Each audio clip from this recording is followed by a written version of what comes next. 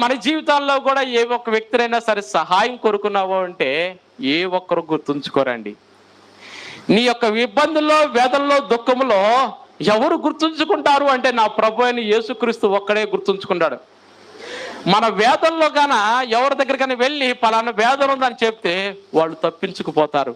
ఎందుకంటే వింటున్నారా ఎందుకు అంటున్నారంటే ఏమన్నా మనం సహాయం చేయాల్సి వచ్చిందేమో వాళ్ళకి.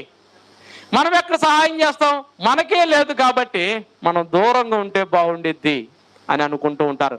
కానీ నా ప్రభు అట్లా అనుకునేవాడు కాదండి. నీకు నాకు సహాయం చేసేవాడే.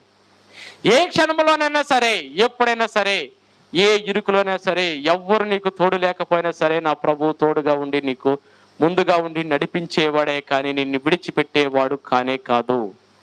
యేసేపుకు తోడుకున్నట్లు నీకు తోడుకుంటాడండి నిశ్చయంగా. ఎప్పుడు అంటే యథార్థతలుగా